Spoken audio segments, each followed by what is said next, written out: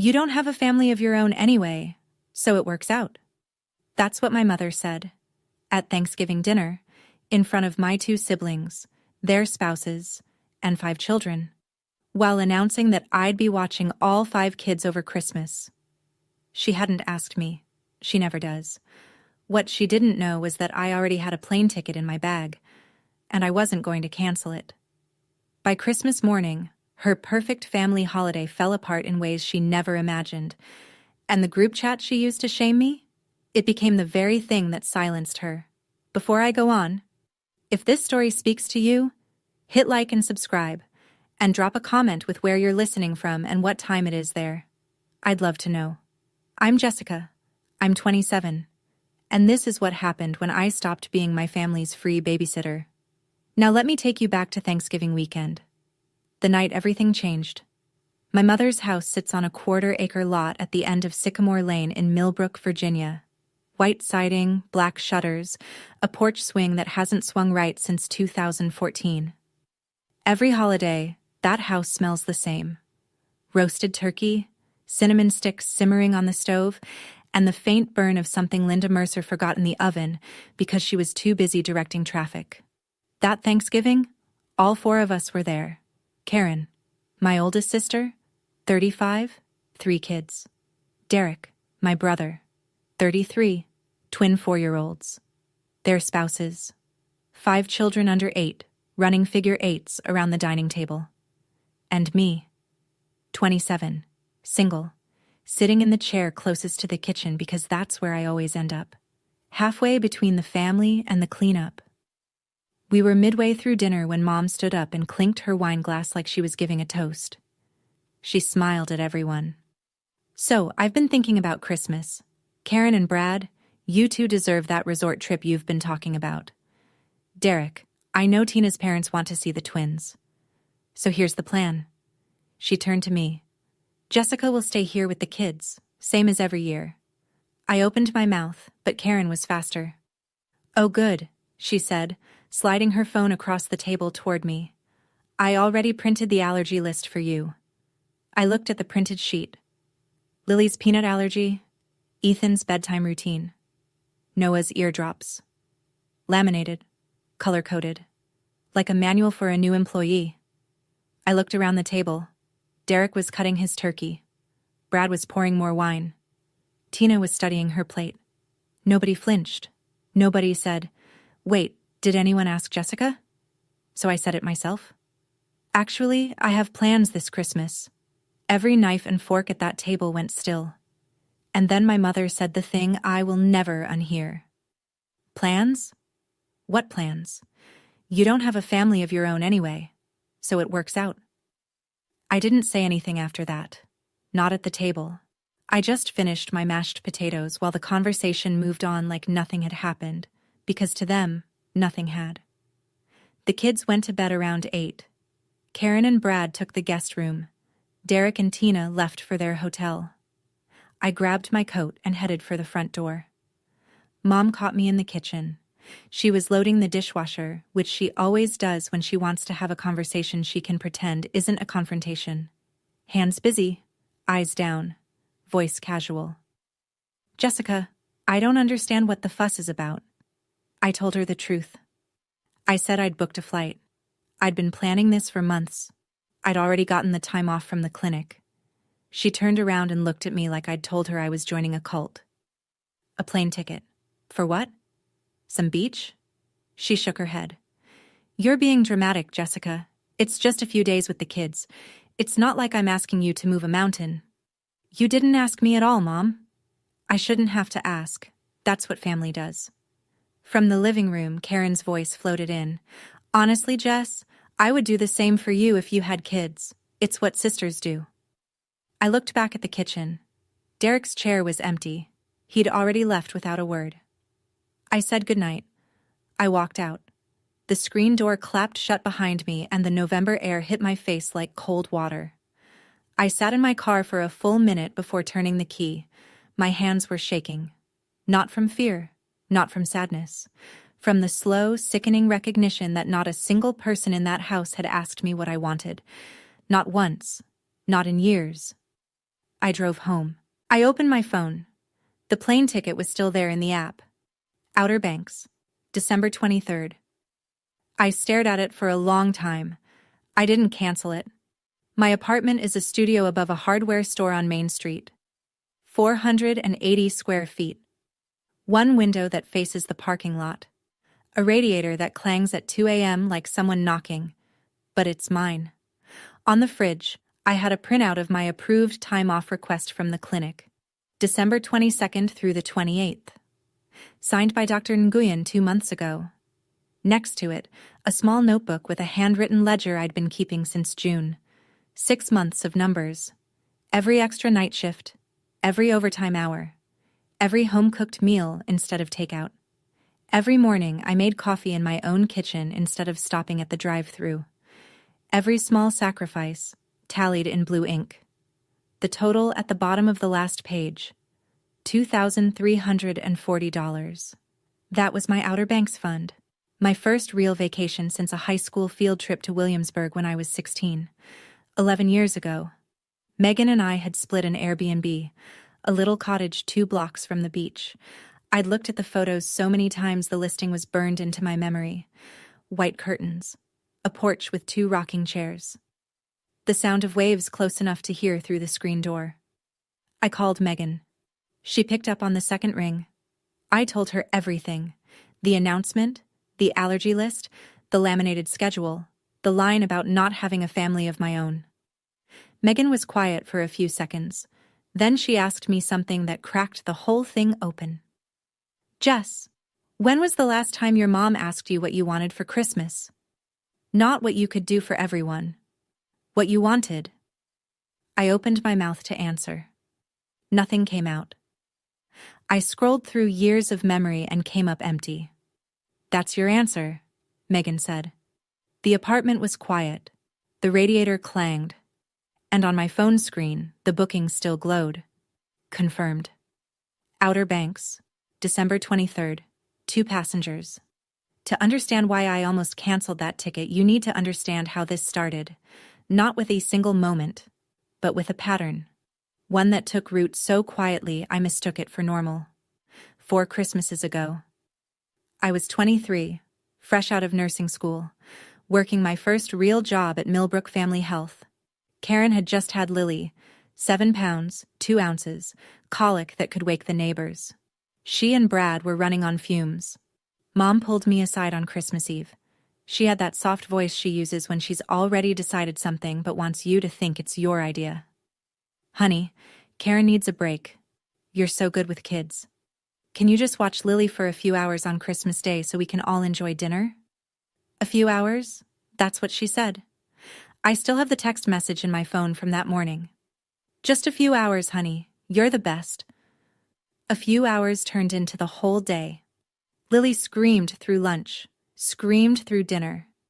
I walked her up and down the hallway while everyone else sat around the table pulling crackers and passing the gravy. At 10 p.m., I ate leftover turkey alone in the kitchen. Cold plate, quiet house. Everyone had gone to bed or gone home. I washed my plate. I wiped down the counter. I drove home. The next morning, Karen called.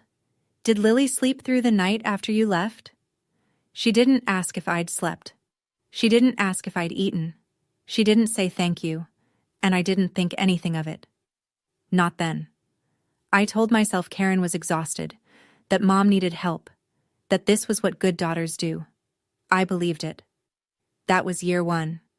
The mold had been poured, and I didn't even notice. Year 2, the roster doubled. Karen had Ethan by then, a newborn who only slept in 20-minute bursts. Derek and Tina had the twins, Mason and Harper, barely 4 months old. Christmas at Mom's house now meant 4 children under 3, and 1 babysitter. Mrs. Karen and Brad went to a spa day on the 24th. Just a few hours, Karen said. They came back at 9 p.m. Derek and Tina said they needed to run out for last-minute shopping. They vanished until dinner. Around 3 in the afternoon, I ran out of diapers. I texted Karen. She Venmo'd me $50 with a single emoji. A hugging face. No, thank you. No, I owe you one. Just $50 and a digital hug for a full day of managing 4 infants alone in a house that smelled like spit up and gingerbread. Year 3 was worse. Karen was pregnant with Noah. She was on bed rest by Thanksgiving, so the Christmas setup started earlier. Mom called me the first week of December. "We need you at the house by the 23rd. Karen can't do anything this year." I tried. I said, "What if Karen and Derek each take a day? I'll take one day. They take the next. We rotate."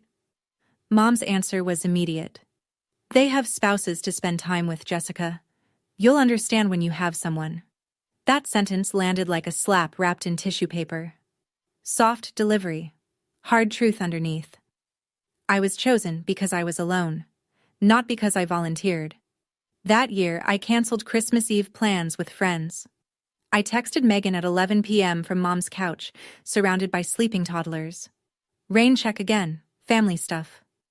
Megan's reply came fast. "Jess, this is the 3rd year." 3 words. And I almost heard it. Almost. Year 4 broke something in me. Not loudly, not all at once. More like a hairline fracture you don't feel until the weight hits just right. 5 kids now. Lily was 6. Ethan was 4. The twins were 3. Baby Noah had just turned 1 and was cutting molars, which meant he screamed like the world was ending every 90 minutes. Karen and Brad flew to a resort in Shenandoah Valley. 3 days. Derek and Tina drove to Tina's parents. 2.5 days. Mom stayed at the house but spent most of her time cooking, hosting neighbors, and making the dining room look like a magazine spread. I was alone with 5 children for 3 days straight, sleeping in the kids' room on an air mattress that deflated by 2 a.m. On day 2, Noah spiked a fever, 102 degrees. I called Karen. No answer. She was at the spa. I called Mom, who was downstairs icing a cake. "Just give him Tylenol. You're a nurse, Jessica." I loaded 5 children into my car and drove to urgent care. Noah in his car seat screaming. The twins buckled in behind me, kicking the back of my seat. Lily holding Ethan's hand, asking me if Noah was going to be okay. The copay was $180. I paid with my debit card. Nobody offered to pay me back. When Karen got home on the 26th, tan and rested, she asked, "Is Noah okay?" I said yes. She reached into her bag and pulled out a candle. "We brought you this from the gift shop." A $12 candle. For 3 days of solo childcare, a fever scare, and a $180 urgent care bill. I drove home that night and sat in my car in the apartment parking lot for 20 minutes. I didn't cry. I didn't call anyone. I just felt something close quietly inside me. Like a door shutting, not slamming, just clicking shut the way a latch does when you finally let it go. That was the Christmas that changed something in me. Not anger, something quieter. The thing about being the reliable one is that people stop seeing you. They see what you do. They see the hands that fold the laundry and the car that shows up on time and the voice that says okay on the phone. But they stop seeing the person behind all of it. It wasn't just Christmas. Every time Mom needed a ride to the eye doctor, she called me, not Karen, who lived 15 minutes closer. Not Derek, who worked from home on Fridays. Me, because I was the flexible one. Every holiday, I was the one who drove over the day before to clean the house, set the table, arrange the guest towels. Karen showed up with a store-bought pie and a smile. Derek showed up with nothing and nobody questioned it.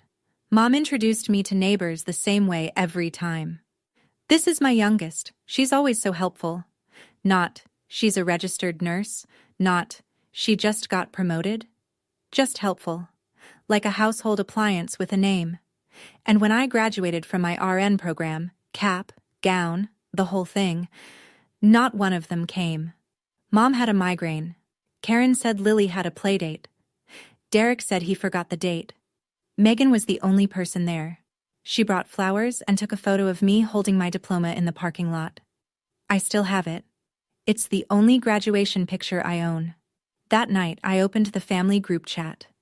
Mercer family. And scrolled. 3 years of messages. Nearly every single one was either Mom assigning me a task or Karen forwarding a to-do list. Doctor appointment reminders, grocery runs, pickup times, babysitting instructions. Not one message in 3 years that said, "How are you, Jessica?" Not one.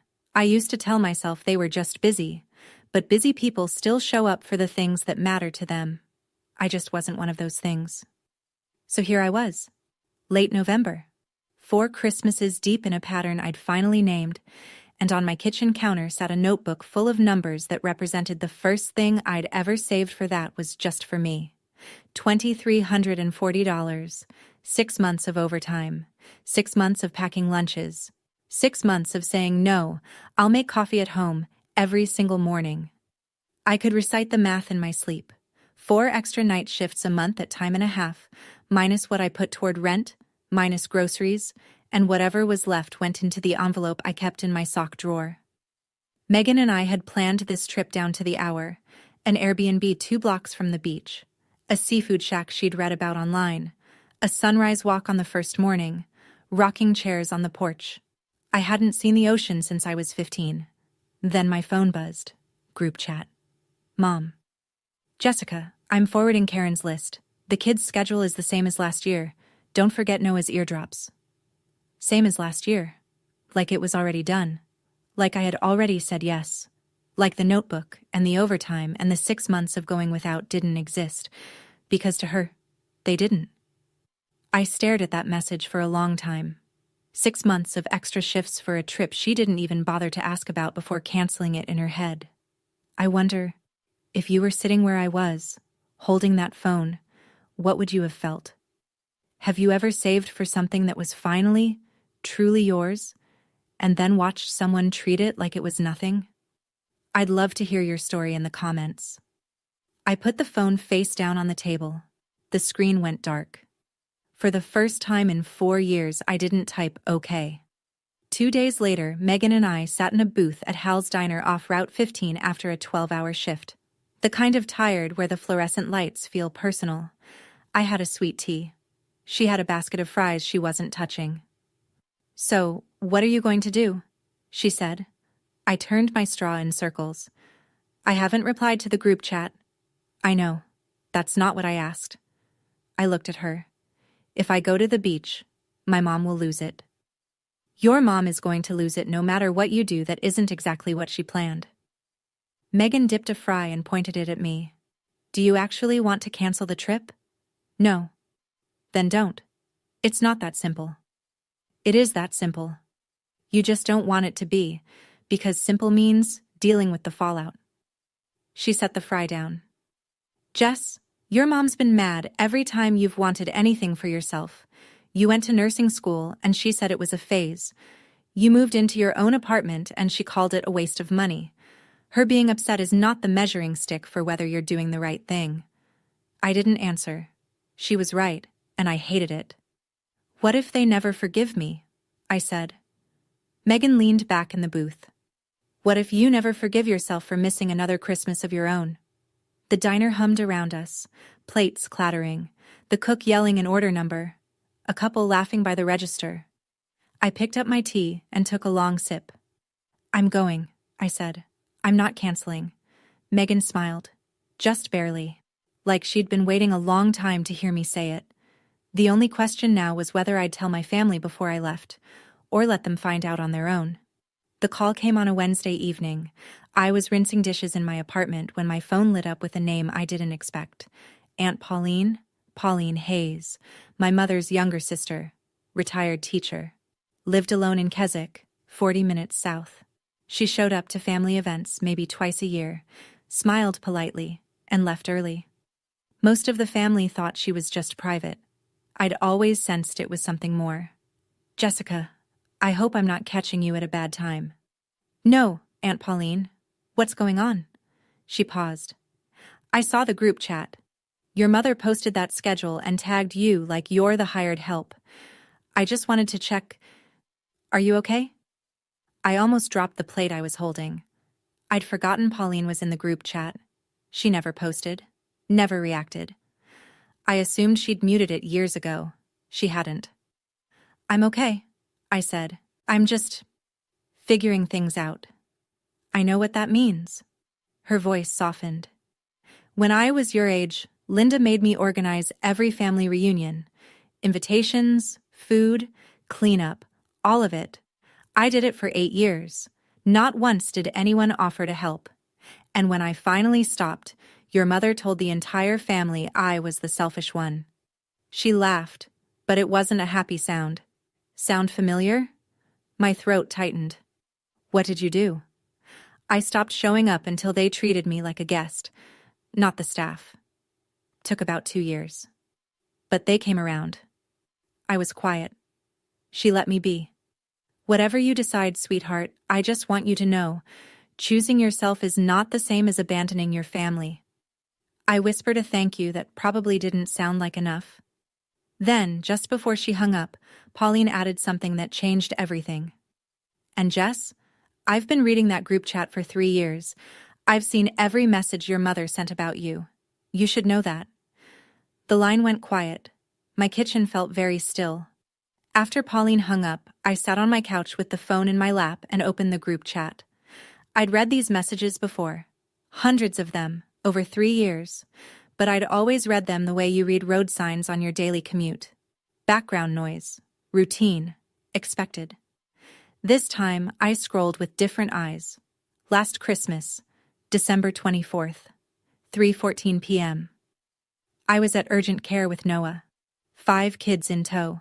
And there was my mother, texting Karen in the same group I was in, as if I wouldn't see it. She's fine. She likes feeling needed. It gives her something to do. Karen's reply, 2 minutes later. Loyal, true. Better than her sitting alone in that little apartment. I kept scrolling. 2 years ago, the week after I'd suggested rotating babysitting duty. Mom to Karen. I'll handle Jessica. She'll come around. She always does. And then the most recent one, sent the night after Thanksgiving, less than 3 weeks ago. I'd gone home. I'd sat in my car with shaking hands. And while I was driving through the dark, my mother had typed this to Karen. Jessica doesn't have a real life anyway. She should be grateful we include her at all. I read it once. I read it twice. I read it a third time. Slowly. The way you reread a sentence that doesn't make sense until it suddenly makes too much sense. She should be grateful we include her at all. I set the phone down. I pressed my palms flat on my knees and breathed. I didn't screenshot anything. I didn't need to. Those messages were sitting in a group chat that every member of the family, including Aunt Pauline, could scroll through any time they wanted. I picked the phone back up and called Megan. 1 sentence. We're going, and I'm not telling anyone. The next 2 weeks were the strangest of my life. I went to work. I came home. I cooked dinner. I replied to texts from friends. And the whole time, I carried a secret that sat in my chest like a warm stone. The group chat kept pinging. Mom sent updates almost daily. Noah's nap schedule, Ethan's new food sensitivity, the brand of wipes Lily preferred. Every message was addressed to me, but none of them were really for me. They were instructions. Dispatches from a general to a soldier who hadn't been asked if she wanted to enlist. I read them all. I didn't reply to any of them. I just tapped seen and moved on. At home, I packed my bag slowly. 1 carry-on, sundresses, a swimsuit, sandals, a paperback I'd been meaning to read since the summer. I put my out-of-office on at the clinic. I confirmed the Airbnb. I checked the weather in Outer Banks. Mid-50s, sunny, light wind off the water. Not beach weather for most people. Perfect weather for me. 1 week before Christmas, Mom called. So you'll be at the house by noon on the 23rd, right? Karen's flight is at 3. She needs to leave by 1. I held the phone against my ear and looked at my suitcase sitting by the door. I'll let you know, Mom. Silence. What do you mean, let you know? It's Christmas, Jessica. I'll let you know. I could hear her breathing. I could hear the gears turning. The recalculation, the irritation, the barely controlled need to say something sharp. But she didn't push it. Not yet. She thought she had time. She thought I'd come around. I always had before. I hung up, and the apartment went quiet. Just the radiator and the sound of my own breathing, Following through on my own plans felt like the most radical thing I'd ever done. December 21st, our last shift before the break. Megan and I ate lunch in the staff room at the clinic. Plastic chairs, a microwave that smelled like last week's soup, and a window that looked out at the parking lot where my car sat packed and ready. "Are you nervous?" Megan asked, peeling the lid off a yogurt. "A little," I said. "Not about the trip. About my phone on the 23rd. Turn it off." "I can't. What if something's actually wrong with one of the kids?" Megan thought about it. "Then leave it on, but don't pick up unless it's a real emergency. You'll know the difference between panic and guilt trips. You've had enough practice." My phone buzzed on the table between us. Group chat. Mom had sent a photo. The house, fully decorated. Garland on the staircase. A wreath on the front door. A tree in the living room with mismatched ornaments the grandkids had made. Below the photo, her message. "All ready for the family. Jessica, the kids' room is set up. I put the air mattress in there for you too." Megan leaned over my shoulder and read it. She looked at me. "Air mattress. In the kids' room." "Yeah. She set up a bed for you in the room with 5 children." "Yeah. Not the guest room, not the couch. The kids' room, with the crying toddler and the twins who kick in their sleep." I said nothing. Megan sat back. "You know what the Airbnb in Outer Banks has?" "What?" "King beds." She pointed her spoon at me. 2 of them. I laughed. It was the first real laugh I'd had in weeks, the kind that starts in your stomach and pushes everything else out of the way, even if just for a second. 2 days, 48 hours, and I'd be somewhere no one had assigned me to be. December 22nd, 9 p.m., the night before everything. My apartment was dark except for the lamp on the nightstand and the blue glow of my phone. The suitcase sat by the front door like a promise. Alarm set for 5:30. Flight at 8. I called Aunt Pauline. She picked up on the first ring, like she'd been waiting. "Tomorrow?" she asked. "Tomorrow. Are you sure?" "I'm sure." I heard her exhale, slow and steady, the way someone breathes when they've been holding something in for a while. "Good. I'll be watching the group chat. And if it gets ugly, you call me." "Aunt Pauline?" "Yeah, sweetheart." "Do you think I'm wrong?" She didn't hesitate. "Wrong for what? For having a life?" A pause. "Honey, the only wrong thing would be spending another Christmas being someone's free help while pretending it's love." I pressed my forehead against the window. The street outside was empty. A thin frost was forming on the windshields in the parking lot. "Get some sleep," Pauline said, "and take pictures of that beach for me." We hung up. At 9:47, my phone rang again. Mom. I let it go to voicemail. Her message was 22 seconds long. I played it once. "Jessica, Karen's dropping the kids' bags off at my place tomorrow morning. Be here by noon. Don't be late." "No, please." No question mark. Just an order, delivered in the same tone she used to tell me to set the table when I was 12. I listened to it one more time. Then I deleted it. I lay down, pulled the blanket up, set my alarm, closed my eyes. The wind scraped against the window. The radiator clanged once, then settled. Tomorrow morning I would be at the airport, and my family would be waiting at the door. 5:30 a.m. The alarm went off in the dark. I didn't hit snooze. I was already awake. I'd been lying there since 5, staring at the ceiling, listening to my own heartbeat, waiting for the guilt to come crawling in. It didn't. I showered, dressed, jeans, a light sweater, my good boots. I looked at myself in the mirror over the bathroom sink and saw someone I almost didn't recognize. Not because I looked different, but because I looked ready. Megan pulled up at 6:15, headlights in the dark. I locked my apartment, wheeled my suitcase down the stairs, and loaded it into the trunk of her car. The morning air was sharp enough to sting. "Ready?" she said. "Ready." We drove to the airport in the kind of quiet that doesn't need filling. The highway was mostly empty. A few trucks, a couple of early commuters. Christmas lights blinked from the houses along Route 29. At the airport, everything moved in a blur. Check-in, Security. Gate B7. 2 seats by the window. At 8 a.m., my phone lit up. Group chat. Mom. Good morning. Karen's dropping the kids at 10. See you at noon. An exclamation point. A smiley face. She had no idea. I read the message. Megan glanced at my screen but didn't say anything. She opened her book. I put the phone in my bag. At 8:20, they called our boarding group. I handed over my pass, walked down the jetway, and found my seat. Window side. The engines hummed. The cabin lights dimmed. And then we were moving. Rolling. Tilting. Lifting. I looked out the window as the ground got smaller. Somewhere down there, my mother was setting out juice boxes for 5 kids and saving me a spot on an air mattress. Above the clouds, it was nothing but sun. We landed just after 10.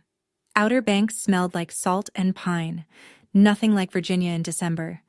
The air was cool, but there was warmth underneath it, the kind that comes off the water when the sun's been on it all morning. Megan picked up the rental car. I turned my phone back on. 6 missed calls from Mom. 3 from Karen. 1 text from Derek. Hey, where are you? Mom's calling me. The group chat had gone from quiet to detonation. 11:58 a.m. Mom. Jessica, where are you? Karen's already gone. The kids are here. Call me. 12:03. Mom again. This is not funny. I'm calling you. 12:07. Mom. All caps. Jessica, answer your phone. I stared at the screen. Megan was loading our bags into the trunk and pretending not to watch me. At 12:12, Mom called again. I picked up. Jessica, where are you? Karen left an hour ago. The kids are... I'm not coming, Mom. 3 seconds of silence. I counted. I told you I had plans, I said. Merry Christmas. I hung up. My hands were steady. My voice had been steady. And the quiet afterward, standing in a parking lot in Outer Banks with the sound of seagulls overhead and sand blowing across the pavement, felt like the first honest silence I'd had in years. 12:20. The group chat erupted. Mom. She's not coming. She left. She left us with 5 children. Karen, from wherever her flight had taken her. What? This can't be happening. I can't cancel my flight. Derek. Wait, seriously? I locked my phone and slid it into my pocket. Megan opened the driver's side door and looked at me over the roof of the car. Beach? She said. Beach. The ocean was 7 minutes away. My family was 300 miles behind me. Karen didn't make it to the resort. I found out later through the group chat, which I read but didn't respond to, that she'd been at the gate when Mom's call came in. Her flight was boarding. Brad was already in his seat. And Mom was on the other end of the line with 5 kids screaming in the background saying, You need to come back. Jessica isn't coming. I can't do this alone. Karen called Brad from the gate. I can only imagine how that conversation went, because what showed up in the group chat was Karen's version, filtered through fury. I had to leave the airport. The resort was $1,200, non-refundable. The change fee on my ticket was $400. That's $1,600 gone because Jessica decided to take a vacation. Brad apparently didn't share her sympathy for Mom. Karen posted in the chat, Brad says this is our problem, not Jessica's. He says he told me this would happen. He literally said, You can't keep dumping your kids on your sister and expect her to say yes forever. I read that message 3 times. Brad, who I'd never heard say more than pass the rolls at Thanksgiving, had said that, out loud. To Karen. By 2 p.m., Karen was back at Mom's house, bags still packed, mascara smudged, standing in the foyer with 5 children who wanted to know why Aunt Jess wasn't there. And that's when Karen asked the question nobody had thought to ask before. Mom, did Jessica actually say she would watch them? Silence. She didn't need to say it, Mom said. She always does it. Karen stared at her. Mom, that's not the same thing. 1 sentence, and in that sentence a crack appeared, thin, quiet, almost invisible. in the wall my mother had spent 4 years building.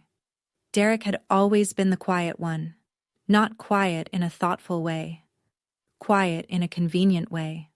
The kind of quiet that lets you sit through 4 years of someone being used and never have to say the uncomfortable thing. But on December 23rd, his wife said it for him. Derek and Tina were 2 hours away at her parents' house when Mom called. I pieced this together from his messages in the chat. Mom wants us to come back, Derek posted. She says she can't handle the kids alone. Tina apparently took the phone. What came next wasn't from Derek. The tone was too direct, the punctuation too clean. Linda called and told Derek to drive back to help with the kids. We just got here. My parents cooked all day. We're not leaving. Then, 20 minutes later, Derek posted again. And this time I could tell Tina was standing over his shoulder because he wrote something I'd never seen him write before. An actual opinion. Mom, I think we need to talk about this after Christmas. Jessica might have a point. Mom's reply was instant. A point? She abandoned this family on Christmas Eve. Derek didn't respond, but Tina did. Not in the group chat. She texted me privately. I didn't see it until later that night, sitting on the porch of the Airbnb with a blanket over my knees and the ocean a block away. Hey Jessica, it's Tina. I want you to know something. We pay our babysitter $20 an hour. You watched 5 kids for 3 days last Christmas. That's over $700 in free labor. And your mom called you selfish for stopping. I just want you to know, you're not the selfish one. I read it twice. Then I held the phone against my chest and listened to the waves. My mother has always been good at one thing above all else, controlling the story. She did it when Dad left. She did it when Pauline pulled away. And on the night of December 23rd, she did it again. I was sitting in a small seafood restaurant near the pier, sharing a plate of shrimp with Megan, when my phone started buzzing with numbers I hadn't seen in months. Uncle Ray, Aunt Donna, a cousin from Roanoke I hadn't spoken to since last Easter. Uncle Ray's text. Jessica, your mother says you walked out on the family? That doesn't sound like you. Call her. Aunt Donna. Honey, it's Christmas. Whatever happened, family comes first. A cousin I barely knew. Heard you ditched the kids? That's cold, Jess. Mom had called them. Every one of them. She'd gone down her contact list like a general rallying troops, and she'd told them her version. The one where I vanished without warning.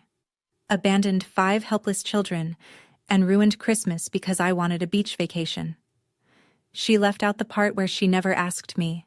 She left out 4 years of unpaid babysitting. She left out the air mattress and the urgent care bill and the group chat messages she thought nobody was reading. Megan watched me scrolling. What are you going to do? Nothing. Not tonight. I set my phone face down on the table and picked up a shrimp. My mother had spent 30 years building the story of who she was, the sacrificing mother, the selfless matriarch, and I'd spent 27 years being a supporting character in it. For the first time, I wasn't playing my part. And she couldn't handle that the show wasn't going the way she directed. But she forgot one thing. Aunt Pauline was in that group chat. And Pauline had been reading every word. At 10:14 p.m., a private message from Pauline. Your mother called Ray and Donna. She's telling everyone you abandoned the kids. I'm not going to sit here and watch her rewrite history. With your permission, I'd like to say something at the video call tomorrow. I replied in 4 seconds. Say whatever you need to say, Aunt Pauline. Just tell the truth. Christmas morning. I woke up to sunlight coming through white curtains and the sound of the ocean. Not an alarm. Not a child crying. Not my mother's voice calling from down the hall. Just waves. Slow, steady, unhurried waves. Megan was already up, padding around the kitchen in socks, making coffee in the little French press that came with the Airbnb. The cottage smelled like fresh grounds and sea air. I sat on the porch in a hoodie with my hands wrapped around a warm mug, and for a full 5 minutes I didn't look at my phone. It was the first Christmas morning in 4 years that I woke up without an alarm someone else set for me. 300 miles north, the other Christmas was happening. I know this because the group chat was still open, still running, still loud. 6:18 a.m. Hey, Linda. The kids are already up. Lily wants to open presents. I can barely keep up. 7:45. Karen. Mom, just let them open the gifts. I'll sort through later. 8:10. Karen again. Noah's crying again. Did you give him the eardrops? 8:30. Linda. I don't know where the eardrops are, Karen. By 9, Karen and Linda were arguing in all caps about who forgot to pack Noah's medication. Brad had texted Karen a single line that showed up in a screenshot she accidentally posted. This was supposed to be our vacation. The chaos I'd been managing alone for 4 years was now distributed among the people who'd created it, and they were drowning. Then, at 9:12, a private message from Derek. Hey, Merry Christmas. I hope you're having a good time wherever you are. A pause. Then a second message. I'm sorry I never said anything. I read it. I didn't reply. Not yet. But something in my chest loosened. Small. Quiet. Like a knot coming undone. Every Christmas at 3 p.m. the Mercer family does a video call. It's been tradition since Uncle Ray figured out Zoom during the pandemic. 15 people. 4 households. 1 hour of forced cheer and someone's kid knocking over the camera. I almost didn't join, but Megan looked at me and said, You're still family, Jess. You just changed the terms. So at 3:02 I tapped in, the screen filled with faces. Uncle Ray and Aunt Donna in their den, a fire in the background. 2 cousins from Roanoke waving, Derek and Tina at her parents' kitchen table. Karen, sitting on the couch at Mom's, eyes red, baby Noah on her lap. And Mom, front and center, Christmas sweater, lipstick on, camera angled just right. Even in crisis she was staging the shot. Then my square appeared. Me, on a porch, in a t-shirt, with the ocean behind me. The reaction was immediate. Oh, look who decided to show up, Mom said. From a beach, no less. Uncle Ray cut in. Linda, let it go. It's Christmas. Let it go? Mom's voice went sharp. She left 5 children without a sitter. On Christmas Eve? Do you know what kind of person does that? I didn't flinch. I'd had 24 hours to prepare for this. Mom, you never asked me to babysit, I said. You told me I was going to. I had plans. I told you I had plans.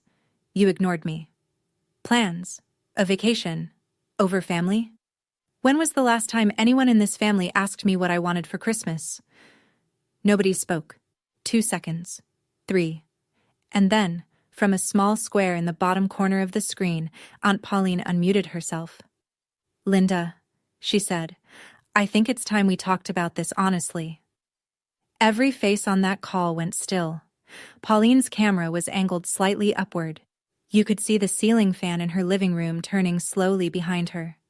She was wearing a gray cardigan, reading glasses pushed up on her forehead.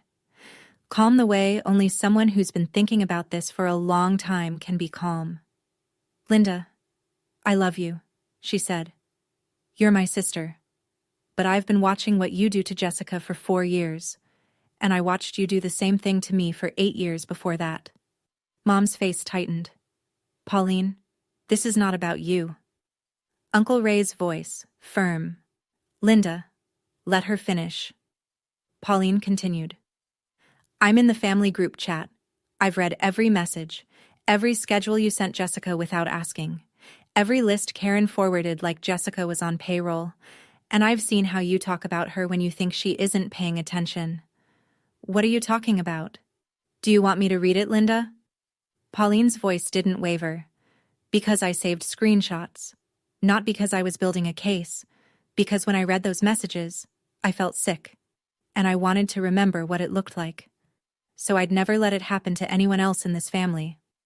Pauline, don't you dare. 3 weeks ago, after Thanksgiving, you wrote to Karen. The screen froze. Not technically. Nobody lost their connection. but every single square on that call went motionless. 15 people, 15 tiny rectangles of silence. Pauline paused. She was giving my mother one last chance to stop it herself. Mom said nothing. Watching that call from my porch in Outer Banks, I held my breath. Because I knew what was coming. I knew what those messages said. And in a few seconds, so would everyone else. And I wondered, have you ever had a moment where the truth you'd been afraid of was about to be said out loud by someone you didn't expect? What did that feel like? I'd genuinely love to know. Share it in the comments. Pauline adjusted her glasses, and she began to read. Last Christmas, Pauline said, December 24th, 3:14 p.m., while Jessica was driving 5 children to urgent care because Noah had 102 fever, you wrote this to Karen. She read it slowly, every word precise. She's fine. She likes feeling needed. It gives her something to do. Nobody moved. Karen replied, and I quote, LOL true, better than her sitting alone in that little apartment. On the screen, Karen closed her eyes. Pauline kept going. 2 years ago, after Jessica suggested rotating babysitting duty, you wrote to Karen, I'll handle Jessica. She'll come around. She always does. Mom's mouth opened, but nothing came out. And this one, Pauline said. Her voice dropped half a register. 3 weeks ago, the night after Thanksgiving, after your daughter told you she had plans, and you laughed in her face. You typed this. She held up her phone to the camera so everyone could see the screenshot. Then she read it aloud. Jessica doesn't have a real life anyway. She should be grateful we include her at all. Silence. Not the polite kind. Not the kind where someone's about to change the subject. The kind that presses in from every direction. Heavy.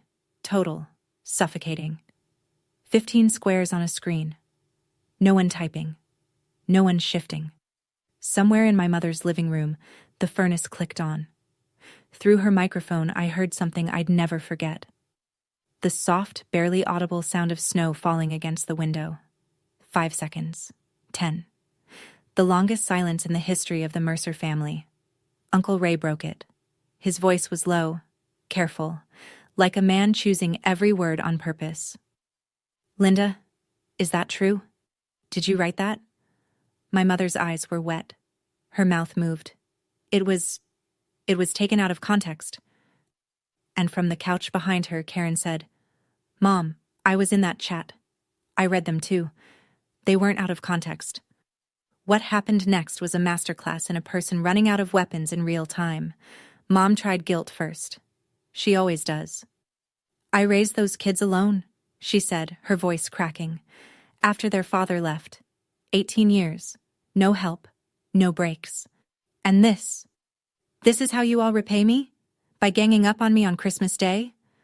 Aunt Donna, calm as glass. Linda, nobody is ganging up on you. But what Pauline just read? That's not how you talk about your own daughter. Mom pivoted. Gaslight. Second weapon. Jessica is being dramatic. She's always been the sensitive one. One vacation and suddenly the whole family is against me. Derek, who hadn't spoken up for me once in 4 years, unmuted himself. Mom, she's not being dramatic.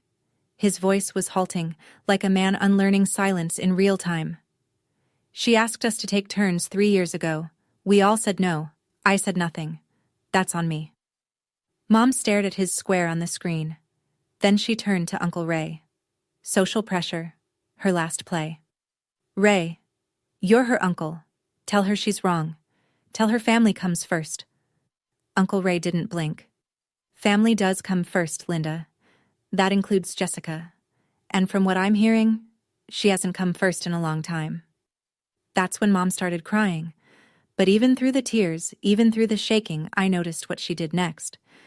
She turned her camera toward the living room, where 5 children sat on the carpet surrounded by wrapping paper. Look at them, she said. They're confused. They don't understand what's happening. This is what Jessica did to them. From somewhere behind the camera, Karen's voice. Tired, raw, done. Mom, stop. Jessica didn't do this. We did. The screen flickered. Karen had moved. and my mother sat alone in the frame, crying into the silence of her own making. I hadn't said a word during any of it. I'd watched from my little square on the screen, the ocean behind me, the wind in my hair, 15 faces staring at a truth that had been sitting in plain sight for years. I hadn't needed to say anything. The messages said it. Pauline said it. Even Karen said it. But now the call had gone quiet, and every rectangle on that screen was looking at me, waiting. So I spoke. "Mom, I love you. I love this family." I kept my voice level. Not angry, not shaking, just clear. "But I spent 4 Christmases being your babysitter. I paid $180 for Noah's urgent care visit that no one reimbursed. I slept on an air mattress in the kids' room. I canceled plans, skipped holidays with friends, and worked extra shifts all year so I could afford one vacation. And you announced I'd be watching the kids without ever asking me." I paused. The wind caught my hair. The waves were there, behind me, steady and indifferent. "You said I don't have a real life?" I looked straight at the camera. "But I do. It's just that none of you ever thought to look." Nobody spoke. "I'm not angry," I said. "I'm just done being the person who gives up her life so everyone else can enjoy theirs. If you want me at Christmas next year, I'll be there. As family, not as staff." The silence held for a long time. Then, from her small square in the corner, Pauline. "Well said, sweetheart." Mom's voice, when it finally came, was small. Smaller than I'd ever heard it. "I didn't know you felt that way." And I said the only thing left to say. "You didn't ask." Uncle Ray was the one who wrapped it up. "I think we all have some thinking to do," he said. "The kind of sentence a man says when he knows the room needs an exit and nobody else will build one." One by one, the squares said their goodbyes. Quiet ones. Aunt Donna waved. The cousins from Roanoke murmured, "Merry Christmas," and clicked off fast. Derek gave a small nod before his screen went dark. Karen didn't say anything. She just looked at the camera for a second, then reached forward and ended the call. Mom turned off her camera without a word. I sat on the porch for a long time after the screen went black. The sun was dropping toward the waterline, turning the sky the color of copper and apricot. Somewhere down the block, someone was grilling. The smell of charcoal drifted up with the salt air. Megan came out with 2 mugs. Chamomile tea, because she knows I don't like coffee afternoon. She sat in the chair next to mine and didn't ask how it went. She'd heard most of it through the screen door. I waited for the guilt to hit. That familiar voice. The one that had whispered for 4 years. "You should have just gone. It would have been easier." But it didn't come. Instead, I felt something I hadn't felt in years. Space. Room to breathe. Like I'd been holding my breath for 4 Christmases and finally, slowly, completely exhaled. At 7 p.m., a text from Karen. "Jess, I'm sorry about the candle comment. And the allergy list. And all of it. I should have said thank you. I should have said it years ago." I didn't reply. Not yet. I needed time. At 7:30, Pauline. "Merry Christmas, sweetheart. I'm proud of you." I typed back. "Merry Christmas, Aunt Pauline. Thank you for telling the truth." Then I put the phone away and listened to the ocean until the sky went dark. Megan and I flew back on the 27th. The Outer Banks airport was small and half empty, and we boarded a regional jet that smelled like recycled air and peanuts. I slept the whole way. First unbroken sleep I'd had in days. When I got back to my apartment, everything was exactly as I'd left it. Quiet, clean, the lamp on the nightstand still on from when I'd left in the dark 4 days earlier. Over the next week, the fallout arrived in pieces, like mail you know is coming but still flinch at when it lands. Karen lost $1,600, $1,200 on the non-refundable resort, $400 in flight change fees. She and Brad had what she later described as the worst fight we've had since the twins were born. Brad told her what he'd apparently been thinking for years, that relying on me every Christmas wasn't generosity, it was entitlement. By New Year's, they'd started looking for a professional babysitter, a paid one, Derek Venmo'd me $180 on December 29th. No note. No message. Just the number. The exact amount of Noah's urgent care copay from last year. I stared at it for a while. It was the first time anyone in my family had acknowledged that Bill existed. Tina texted me separately. I told Derek he needs to step up. No more sitting on the sidelines. I'm sorry it took this long. Uncle Ray called me the day after New Year's. I'm glad you spoke up, Jessica. Your mother means well, but she's been so focused on keeping up appearances that she forgot to actually see you. And Mom? Mom didn't call. Not that week. Not a word. The woman who'd texted me daily about nap schedules and eardrops and allergy lists had gone completely, totally silent. That silence said more than 4 years of messages ever had. She called on January 3rd. 10 days of silence, and then her name on my screen at 2 in the afternoon, right when I got home from a shift. I almost let it ring. But I picked up. Because the version of me that answers the phone for her mother isn't gone. She's just not the only version anymore. Jessica. Her voice was careful, rehearsed, like she'd practiced the opening line. I've been thinking, and I know I said things that weren't fair. I noticed she said, weren't fair. Not, were wrong. A small difference, but it told me everything about where she was. I need you to understand, she continued. After your father left, I had to hold everything together. By myself. No one helped me. And somewhere along the way, I got used to counting on you. Maybe too much. I understand that, Mom. But understanding why you did it doesn't mean it was okay. A long breath on the other end. Pauline read those messages in front of everyone, she said. And here it was. The real wound. Do you know how humiliated I felt? I closed my eyes. Mom, I know exactly how that feels, because that's how I felt every time you announced my plans in front of the family without asking me. Silence. The kind that sits between two people who love each other and have finally run out of ways to avoid the truth. I'm sorry, Jessica. Her voice cracked. I am. I should have asked. I should have seen what you were giving up. Thank you, Mom. That means a lot. I meant it. I also meant what came next. But things are going to be different now. I'll visit when I can. I'll help when I choose to. But I'm not the default babysitter anymore. A pause. Long enough that I heard the kitchen faucet dripping on her end. Okay, she said. Just that. Quiet. Uncertain. Not comfortable yet. But a door. Cracked open. Barely, from the other side. The first test came 2 weeks later. I drove to Mom's house for Sunday dinner. First time since Thanksgiving. I told myself I'd stay 2 hours. I set an actual timer on my phone. Not because I wanted to be rigid, but because I needed to prove to myself that I could leave on my own terms. The house looked the same.